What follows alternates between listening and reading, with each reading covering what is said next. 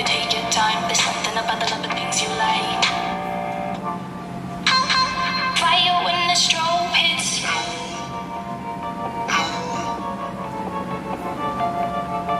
Bet you're looking for something new. I feel the heat with you staring up across the room. Hello everyone, how you all are at your home? I hope that you all are fine and doing great at your home. You all are welcome to Vidya Bal Bhavan Senior Secondary School in your English world. Class 9th, subject English by Miss Purnima Bhardwaj. Let's have some instructions. Upload your homework on the portal. If you have doubts, mail them on pwrnimavabb@gmail.com or on vbbseniors@gmail.com. Take a pencil with you to underline the difficult words and write the meanings as well on the spot. Write down all the words with their meanings in fair notebook. Do all the uploaded work in fair notebook. So here we are going to have book 1 moments, book 2 moments, chapter number 5, The Happy Prince. Okay, so first of all we will see the objectives of this video. What we are going to have in this video: introduction of the writer, introduction of the chapter, word meanings with accent, reading and explanation, and recapitulation. Okay, but before starting with the chapter, I want to tell you the thing that you are having your exams, okay, PT1 from 4th of August, okay, and you are going to have the syllabus of April and May. Okay, so be very vigilant and be very careful with that. Okay, do that only. Okay, so let's start with the chapter. Let's have the introduction of the writer. Okay, he is Oscar Wilde Wilde. Oscar Wilde Wilde, October 16, 1854 till 30th November 1900, was an Irish poet and playwright. After writing in different forms throughout the 1880s, the early 1890s saw him become one of the most popular playwrights in London. He is best remembered for his epigrams and plays, his novel, The Picture of Dorian Gray, and the circumstances of his criminal conviction for gross indecency, for consensual homosexual acts, imprisonment, and early death at age 46. These were the few things. Okay, this is the short introduction of this writer. Okay, this is the picture of Oscar Wilde Wilde, and now here is the introduction of the chapter. This chapter or this story is about a prince. When a prince was alive, he was very happy. After his death, a big statue of his was erected on a pedestal. From there, the statue of Prince could see the entire city, and at the time he saw the miseries of the people. He saw the poor people, the homeless, their hunger and starvation. The prince was sad to see all these miseries, sadness of the people. So in this chapter, we will study the story of this prince. Okay, now we will have the word meanings of this chapter. These are the word meanings of this chapter. So write down in your notebook, students. First is gilded. G-I-L-D-E-D. Gilded means to covered with something, coating of something. Next is hilt. H-I-L-T. Hilt. The handle of a weapon or tool, especially a sword, dagger or knife. Swallow. Swallow, S-W-A-L-L-O-W. It's a tiny bird. Next is alighted. A-L-I-G-H-T-E-D. Or we can say lighted. Descented. Curious. Q-U-R-I-O-U-S. Curious means strange. Next is drenched. D-R-E-N-C-H-E-D. Drenched means soaked with water. Next is coarse. C-O-A-R-S-E. Coarse means rough. Next is seamstress. Seamstress. Seamstress means a woman who makes a living by sewing. Sword hilt. SWORD. Sword. HILT. Hilt means the handle of the sword. Next is pedestal. PEDESTAL. Pedestal means raised platform. Next is mast. MAST means sail of the ship. Next is tossing. TOSSING. Tossing means turning left and right. Next is slumber. SLUMBER. Slumber means sleep. Next is sank. SANK. Sank means drawn, but here it means the boy in going to sleep. Garret. GARRET. Garret means a small dark room at the top of the house. Next is withered. WITHERED. Withered means worn out. Next is violet. WIOLET. Violet means a kind of flower. Next is swooped. SWOOPED. Swooped means fly very low. And now we will have the chapter. So this is your chapter number 5, that is The Happy Prince. The Happy Prince was a beautiful statue. He was covered with gold. He had sapphires for eyes and a ruby in his sword. Why did he want to part with all the gold that he had and precious stones? Let's have the story. High above the city on a tall column stood the statue of the Happy Prince. Okay, high above the city means in the middle, at the high of the very high, okay, there is a statue. A tall column stood the statue of this Happy Prince. He was gilded all over with thin leaves of fine gold. For eyes, he had 2 bright sapphires, and a large red ruby glowed in his sword hilt. Okay, he was very fine. Okay, he looks very beautiful. It's a very beautiful statue. Okay, he's having gold all over there, and a red ruby glowed on his sword hilt. Sword is the weapon, a kind of. One night there flew over the city a little swallow. His friends had gone away to Egypt 6 weeks before, but he had stayed behind. Then he decided to go to Egypt too. One night there flew over a city a little swallow was there. His friends had gone away to Egypt 6 weeks before, but he had stayed behind. Then he decided to go to Egypt too. All day long he flew, and at night time he arrived at the city. Where shall I put up? He said. I hope the town has made preparations. What is he saying that? Where shall I put up? I hope the town has made all the preparations. Then he saw the statue of the tall column. I will put up there, he cried. It is a fine position with plenty of fresh air. Okay, what is he saying that? I will stay over here. And he cried because he was very happy. Okay, it is a fine position of plenty of fresh air was there. So he alighted just between the feet of the Happy Prince. Okay, there between the feet of the Happy Prince. I have golden bedroom, he said softly to himself as he looked around. Okay, what he said, that I have a golden bedroom. Okay, means that he was very happy. And he prepared to go to sleep, but just as he was putting his head under his wing, a large drop of water fell on him. What a curious thing, he cried. There is not a single cloud in the sky. The stars are quite clear and bright, and yet it is raining. Okay, what happened that a drop was there, okay, fell on him. And what he said, that what's a curious thing, he cried.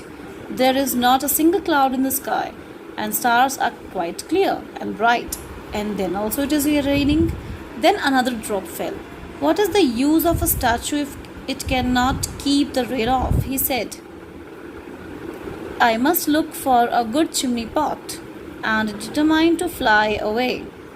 But before he had opened his wings, a third drop fell, and he looked up and saw, what did he see?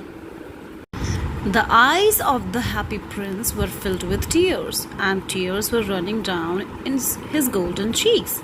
The drops that were falling on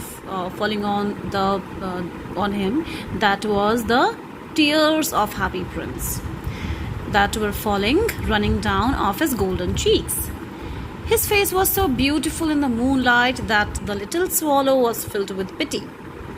That was filled with pity. Who are you? He said. I am the happy prince. He asked him, who are you? And what he said? He said, I am the happy prince. Why are you weeping then? Why you are crying? Asked the swallow. You have quite drenched me. Means you have quite scared me. When I was alive and had a human heart, answered the statue, I did not know what tears were, for I lived in the palace where sorrow is not allowed to enter. My countries called me the happy prince, and happy indeed I was. So I lived and so I died. And now that I am dead, they have set me up here so high that I can see the ugliness and all the misery of my city, and though my heart is made of lead, yet I cannot choose but weep. So what he said, that when I was a human and I was having heart, there was no problem, there was no sorrow in my palace. That is why my name was Happy Prince. But when I died, they set me on so high that I cannot just do anything, just I can weep by seeing the miseries of people, by seeing the ugliness and the miseries of the city. What, is he not solid gold? Said the swallow to himself. He was too polite to make any personal remarks. What he said, swallow, to himself, that what he is not solid gold. He was too polite to make any personal remarks. Far away, continued the statue. Now statue is telling him the story. Continued the statue in a low musical voice. Far away in a little street there is a poor house. One of the windows is open, and through it I can see the woman seated at a table. Her face is thin, worn, and she has a coarse red hands, all pricked by the needle, for she is seamstress. She is embroidering flowers on a satin gown for the loveliest of the queen's maids of honor to wear at the next court ball. In the bed of the corner of the room, her little boy is lying ill. He has a fever, and he is asking his mother to give him oranges. What he is saying, that far away there is a house of poor, and what that lady was doing, that was embroidering flowers on a satin gown for the loveliest of the queen's maids of honor, to wear at the next court ball. And on the bed her little boy is lying ill. He is having fever and is asking for the oranges. His mother has nothing to give him but river water. So he is crying, swallow, swallow, little swallow, will you not bring her the ruby out of my sword hilt? My feet are fastened to this pedestal and I cannot move. What he is saying, that swallow, swallow, little swallow, can you please bring her the ruby out of my sword hilt? Because my feet are fastened to this pedestal. I cannot move. I am stayed over here. I have been locked over here. Can you please bring him that? Because his mother is not able to give him anything except the river of water. I am waited for in Egypt, said the swallow. My friends are flying up and down the Nile and taking to the large lotus flowers. Soon they will go to sleep. The prince asked the swallow to stay with him for one night and be his messenger. The boy is so thirsty and the mother so sad, he said. What swallow said, that I am waited for in Egypt. My friends are flying up down the Nile and taking to the large lotus flowers. Soon they will go to sleep. The prince asked the swallow to stay with him for one night and be his messenger. The boy is so thirsty and the mother so sad, he said. I don't think I like boys, answered the swallow. Okay. I want to go to Egypt. What he said that I don't like boys, okay? And I want to go to the Egypt. But the happy prince looked so sad that the little swallow was sorry. It is very cold here, he said. But he agreed to stay with him one night and be his messenger. Now he got agreed that I will be your messenger. Okay, let's see what happens to the next. Thank you, little swallow, said the prince. The swallow picked out the great ruby from the prince's sword and flew away with it in his beak over the roofs of the town. He passed by the cathedral tower where the white marble angels were sculptured. He passed by the palace and heard the sound of dancing. A beautiful girl came out on the balcony with her lover. I hope my dress will be ready in time for the state ball, she said. I have ordered flowers to be embroidered on it, but the seamstresses are so lazy. He passed over the river and saw the lanterns hanging on the masts of the ships. At last, he came to the poor woman's house and looked in. The boy was tossing feverishly on his bed, and the mother had fallen asleep. She was so tired, in he hopped and laid a great ruby on the table beside the woman's thimble. So what's going on over here? That he float. Now the swallow has been float, and he passed the balcony, okay, and the palace, okay, and the marble cathedral tower also. Okay, when he went there, what he saw that the boy was tossing feverishly on his bed, okay, and the mother had fallen asleep. She was so tired. In he hopped and laid the great ruby on the table beside the woman's thimble. Then he flew gently round the bed, fanning the boy's forehead with his wings. How cool I feel, said the boy. I must be getting better. What he said that, how cool I am feeling, and I am getting better now. And he sank into a delicious slumber.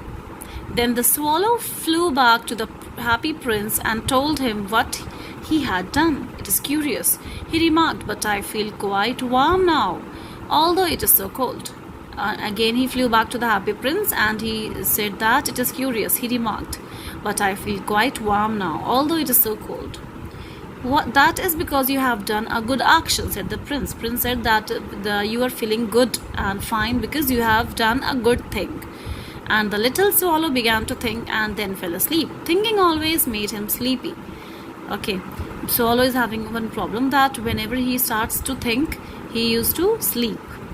When day broke, he flew down to the river and had a bath. Tonight I go to Egypt, said the swallow. And he was in high spirits at the prospect. He visited at the monuments and sat a long time on top of the church steeple. When the moon rose, he flew back to the happy prince. Have you any commissions for Egypt? He cried. I am just starting. Okay, what is he saying? That have you any commissions for Egypt? He cried. I am just starting.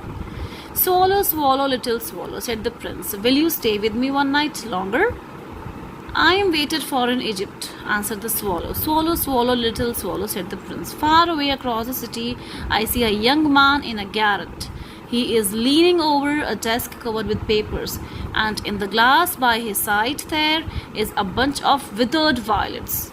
His hair is brown and crisp, and his lips are red as a pomegranate, and he has large and dreamy eyes. What is he saying now? That please stay with me tonight also. And what is he describing? Why? He's saying that far away across the city, I see a young man in a garret. He is leaning over a desk covered with papers. In the glass by his side, there is a bunch of withered violets. His hair is brown and crisp, and his lips are red as a pomegranate. And he has large and dreamy eyes. He is trying to finish a play for the director of the theater, but he is too cold to write any more. There is no fire in the grate, and hunger has made him faint. Okay, this was a problem with that person far away when Prince saw that. I will wait with you one night longer, said the swallow, who really had a good heart. He asked if he should take another ruby to the young playwright. Alas, I have no ruby now, said the prince. My eyes are all that I have left. They are made of rare sapphires, which were brought out of India 1,000 years ago. Okay, my eyes were made of the ruby which was brought out of India 1,000 years ago. He ordered the swallow to pluck out one of them and take it to the playwright. He will sell it to the jeweler and buy firewood and finish his play, he said. Now what prince said that just take out my one eye and just give it to the playwright, and he will sell it to the jeweler and buy a firewood and finish his play, he said. Dear prince, said the swallow, I cannot do that. And he began to weep. What he said that he cannot do that. Swallow, swallow, little swallow, said the prince. Do as I command you. So the swallow plucked out the prince's eye and flew away to the young man's garret. It was easy enough to get in, as there was a hole in the roof. Through this he darted and came into the room. The young man had his head buried in his hands, so he did not hear the flutter of the bird's wings. And when he looked up, he found the beautiful sapphire lying on the withered violets. And he's not able to see that swallow. Swallow kept that over there, okay, and he found that on the withered violets. I am beginning to be appreciated, he cried. This is from some great admirer. Now I finished my play and I looked quite happy. Now he is very happy and he appreciated that I have this from my great admirer. Okay. The next day the swallow flew down to the harbor. He sat on the mast of the large vessel and watched the sailors working. Okay, he sat over there and he just see that the sailors are working. I am going to Egypt, cried the swallow, but nobody minded, and when the moon rose, he flew back to the happy prince. I have come to bid you goodbye, he cried. Swallow, swallow, little swallow, will you not stay with me one night longer? It is winter, answered the swallow, and the snow will soon be here. In Egypt, the sun is warm on the green palm trees, and the crocodiles lie in the mud and look lazily about them. Okay, what he said that it is winter, and the snow will soon be here. In Egypt, the sun is warm on the green palm trees, and the crocodiles lie in the mud and look lazily about them. In the square below, said the happy prince, there stands a little match girl. She has let her matches fall in the gutter. Okay, what she has done, she has let her matches fall in the gutter and they are all spoiled. Her father will beat her if she does not bring some money, and she is crying. She has no shoes or stockings and her head is bare. Okay, now he can see one more problem over there, and he's saying that she is having no money and stockings and her head is little bare. Pluck out my other eye and give it to her, and her father will not beat her. I will stay with you one night longer, said the swallow, but I cannot pluck out your eye. You would be quite blind then. Swallow, swallow, little swallow, said the prince. Do as I command you. So he plucked out the prince's other eye and darted down. With it, he swooped past the match girl and slipped the jewel into the palm of her hand. What a lovely bit of glass, cried the little girl, and she ran home laughing. Then the swallow came back to the prince. You are blind now, he said, so I will stay with you always. No, little swallow, said the poor prince, you must go to Egypt. No, I will stay with you always, said the swallow, and he slept at the prince's feet. All the next day he sat on the prince's shoulder and told him stories of what he had seen in strange lands. Okay, so this is the chapter about students, what he is seeing in that area. Okay, so after this, from here we will have in the live class Okay, and let's recapitulate the video. Okay, we have done the introduction of the writer and the introduction of the chapter, word meanings with the accent, reading and explanation, and now we are doing the recapitulation. Students, this is the thing we have done in the video. Okay, and after this I would like to thank you so much, and just prepare yourself for April and May syllabus. Okay, this is going to come in your PT1. Okay, and in August, from August 4 you are going to start with your PT1. Okay, just be very calm and just read the syllabus first of all, and then start learning it. Thank you everyone. Stay safe.